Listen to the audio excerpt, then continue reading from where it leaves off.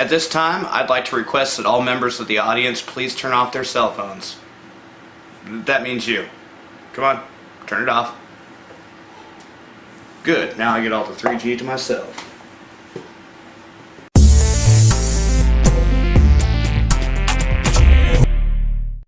Hi there, Adam here. Today we're going to talk about hardware design.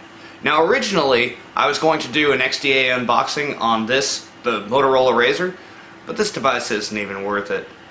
I saw something inside of here that absolutely horrified me. Every single one of the EM shields was soldered down. Now, what's that mean?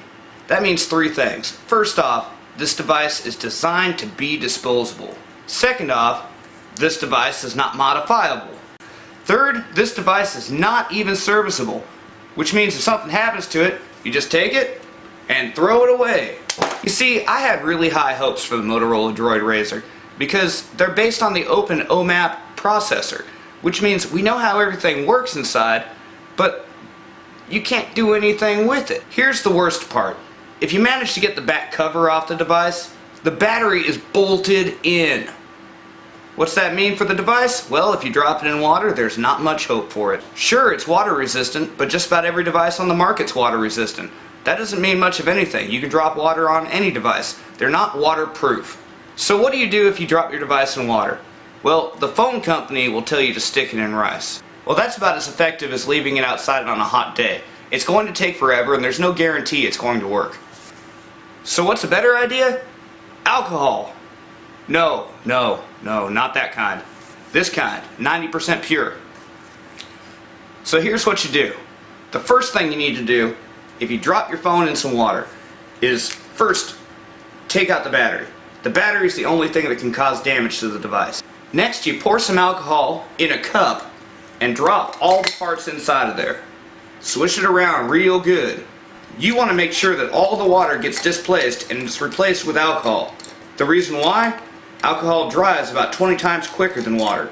Now for the next part, you want to get all the shields off the board. These little shields hold in water and they hold in alcohol. So you take these off and you hit up the whole thing with a hairdryer. Hold the hairdryer on until it feels hot. If it's burning your hand, it's likely melting the plastic. Now this does not work with the Droid Razr because a lot of water will get trapped underneath those shields. And in order to remove those shields, you have to damage the board. You quite literally have to. When I got to the point where I was looking at those shields, I checked out a guide on ifixit.com, and the guy who had done it somewhat professionally had damaged no less than 3 resistors, crunched a chip, and damaged a board trace. On top of that, the simple act of opening up the case on the Motorola Droid Razr will damage the water resistance. The water resistance is a sticker. It goes around the edges. It's some glue. So I want you manufacturers to take note. This is the way not to make an Android device. So now at this point I would usually say something good or give some development tips or talk something about the hardware that I liked, but I can't. So I paid my wife $5 to do it. Hi, I'm Fluffy, and the Motorola Razr feels really good in the hand, and it's kind of cute. The original Razr series was a very popular phone, so there are a lot of Razr fans out there that are ecstatic that the Motorola Razr has made a comeback as a smartphone, like my sister, who once stated that the Razr was the best phone she ever had. So when I told her about the Droid Razr, she was pretty excited about it. Anyways, my point is that there will always be Razr fans out there, like my sister, to keep this phone popular. The Motorola Razr really got me thinking. We need some serious development hardware covered on this show, like the ADK. But we can't just jump in on the ADK on its own. So, during the next few episodes, I'm going to host a series of development tutorials. As I was editing this video, I got news that XDA has added 3 new categories to their existing Recognized Developer program. We have now the Recognized Themer for those who theme applications. We have the Recognized Contributor for those who contribute on a regular basis. And we have the Elite Recognized Developer. Now I personally was selected to be an Elite Recognized Developer. The best of the best. The brightest. Hey, whenever you're done with that video, trash needs to be taken out. I also also felt kind of bad because while I ranted on the Motorola Razr, I didn't really do anything for development or its owners or the device. So here's what I'm going to do. I'm going to run a beta test of Casual. What's Casual? Casual is cross-platform ADB scripting unified Android loader. And it's a framework.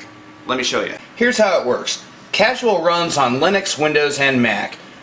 A Casual app can be modified simply by changing up the scripts folder. This particular script is MotoFail. And because we're running MotoFail in the Casual environment, this single Java file will run on Linux, Windows, and Mac. But I need help from recognized contributors and recognized developers and users as well to make sure that this works properly on all operating systems.